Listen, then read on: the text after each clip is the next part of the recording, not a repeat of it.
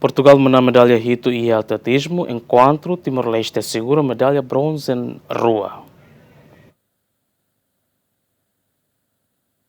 Competição atletismo e jogo desportivo Triple PNN, nebe alau yadili, halibro atleta, sira nação oioin, nebe colia liam português, nação Timor-Leste, Portugal, Cabo Verde, Angola, Moçambique, no São Tomé e Príncipe. Entre a delegação sirané, Portugal destaca a nação força indiscutível e desporto. Equipa português forte e evento sira atletismo nien, onde manan total medalha Rito, inclui o Samian Lima no Osamut em rua e a categoria feto no Maninian. Portugal em vitória sira marca o desempenho dominante sira e evento sira nessan metro ato sira no metro rejuntolo fetonian. Mas que é desafio, mas a equipa Timor-Leste la desanima, onde continua a luta macas no retan medalha bronze rua, vitória nebessimo o entusiasmo, a delegação nacional no Emabara, nebe hakono tribuna estado dele. Então, tu acompanha hoje e a modalidade Lima hat e atletismo, nebe maka ita consegue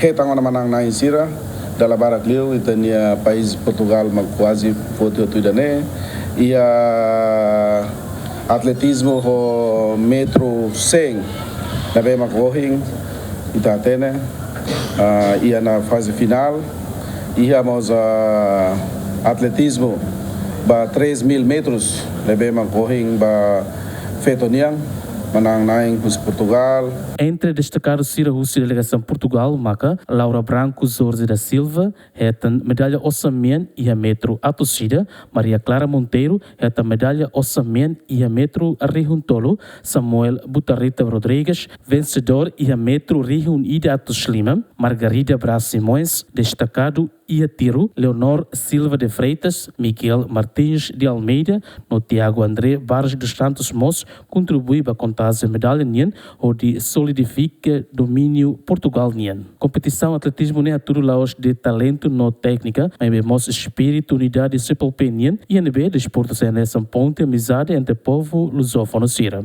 Adriano Verdial, David Gonçalves, GMN.